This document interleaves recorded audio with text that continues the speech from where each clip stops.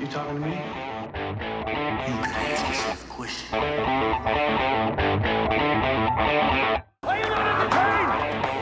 Are you not entertained? Everybody in the house! Is that why you are here? Hello and welcome to another episode of the UK Film Review Podcast. My name is Andy Furlong. Coming up this week, I will be having a look at Joe Swanberg's new film, Digging for Fire. I'll also be reviewing the 2013 film, Philomena, starring Steve Coogan and Judi Dench. Then I will be ending the show, as usual, with a film recommendation. Now, Digging for Fire, directed by Joe Swanberg, in what surely now must be known as your annual Swanberg film release. I mean, this guy is seriously productive. He's 34 years old and already has directed 19 feature-length films. To put that into perspective, Quentin Tarantino is 52 and has had 7 films released, 8 if you include the soon-to-be-released Hateful Eight. So it's fair to say that Joe Swanberg is pretty damn productive as a filmmaker. I've said before that his films are mainly concerned with documenting everyday life of the people around him, and what I like about Mumblecore is how it breathes fresh life into themes and concerns that have been done to death by Hollywood, although not nearly as authentic as the films of Joe Swanberg and also people like the Duplass brothers or Noah Baumbach. But what I've noticed about Joe Swanberg's films as of late, which is certainly true of Digging for Fire and his previous releases, Drinking Buddies and Happy Christmas, is that his production values have improved significantly, as has his technical prowess as a filmmaker. His films have become more focused and the narrative has become less muddled, but his films have still managed to maintain that improvisational and realistic dialogue feel that fans of the Mumblecore genre like so much. So, Digging for Fire, starring Jake Johnson and Rosemary DeWitt as the central married couple in this story, are vacationing at a friend's house while the friend's away and come across a bone and a gun buried in their back garden, which sends them on 2 separate adventures over the weekend.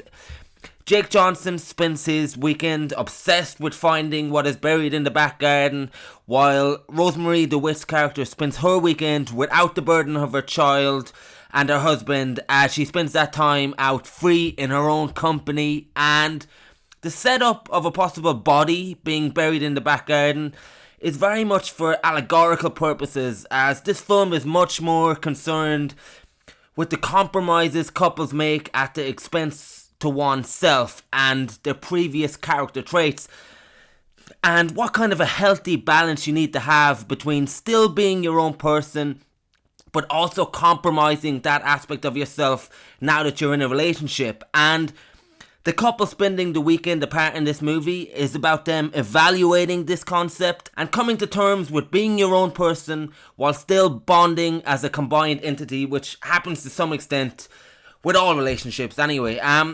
The film is also a very interesting portrayal of what it's like from both the male and female perspective in that thought process. And I think both sexes will view this film quite differently, actually. And I haven't even mentioned the supporting cast that really complements the brilliant acting in this movie by the 2 leads already. We have Sam Rockwell, Anna Kendrick, Brie Larson, Ron Livingston, Sam Elliott, and Orlando Bloom. Okay, maybe Orlando Bloom doesn't belong anywhere near that list. I mean, Orlando's Broom probably has more charisma than him normally. But you know what? I think he's using his real accent in this movie and doesn't come across too badly at all. But anyway, fans of Joe Swanberg's aren't going to be disappointed by this movie and will probably love it. And the people who aren't fans of his work will probably think this is a pointless film which nothing significant happens in, but they're wrong. And I think people should definitely check this one out. That is Digging for Fire. Coming up next, I will be taking a look at Stephen Frears' Academy Award nominated film, Philomena. They said that you had abandoned him as a baby. I did not abandon my child. You'll be 50 today. Who is it? Your wife tells me you think you're mildly depressed. Well, I got the sack. I'm unemployed. Yes, but it wasn't your fault, was it?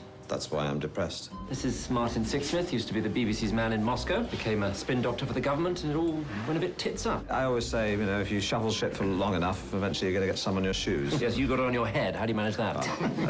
I know this woman. She had a baby when she was a teenager, and she's kept it secret for 50 years. And what you're talking about would be what they call a human interest story. And I don't do those. Why not? You think I should do a human interest story?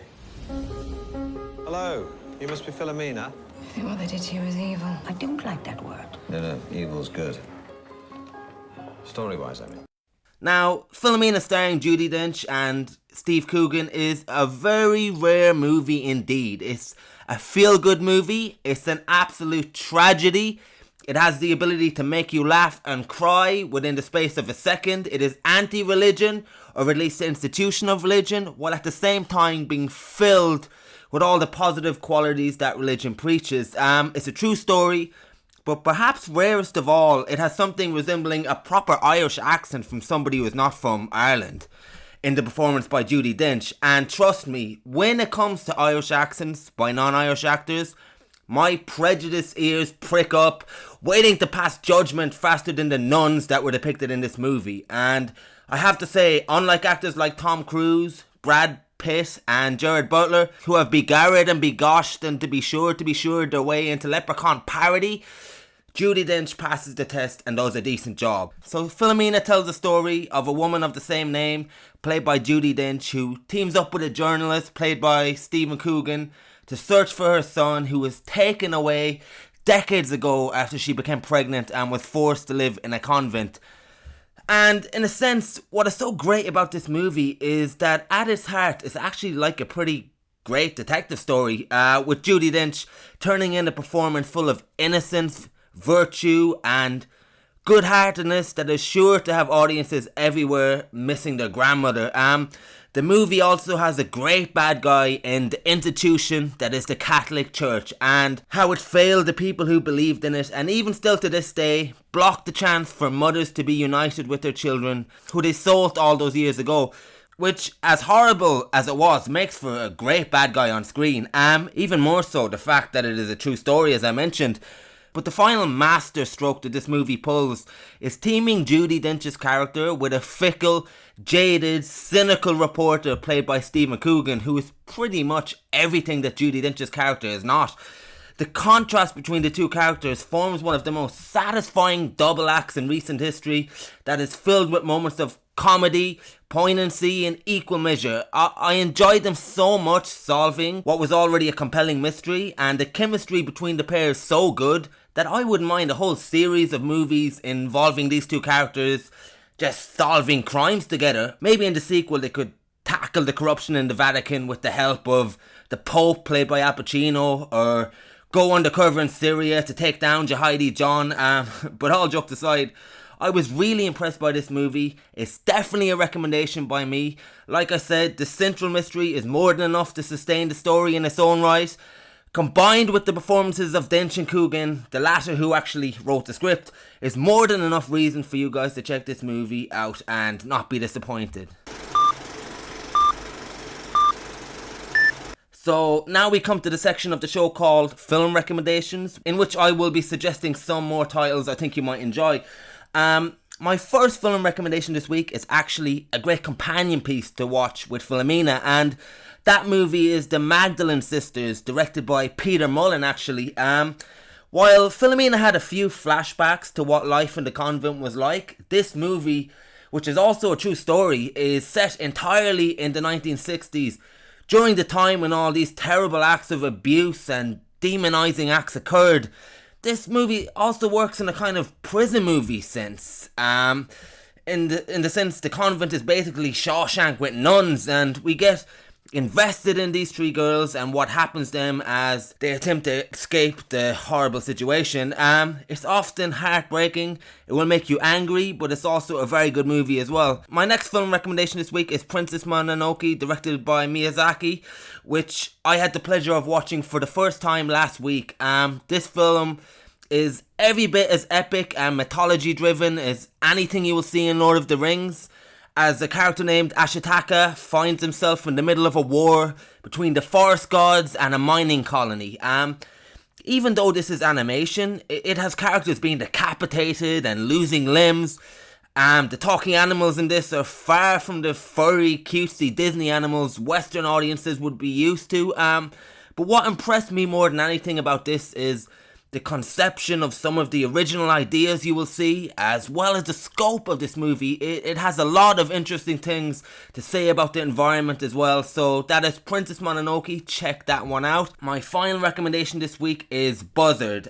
This movie follows a small-time con artist as he goes about his business. And when I mean small-time con artist, I really do mean small-time. Some of his scams involve ordering stuff from his work, then trading it in for money, and stuff like copying a key in a motel just so he can stay there for free for one night. It's really small scale stuff. This movie is kind of Napoleon Dynamite meets a mumblecore version of a horror movie to some extent, without giving too much away.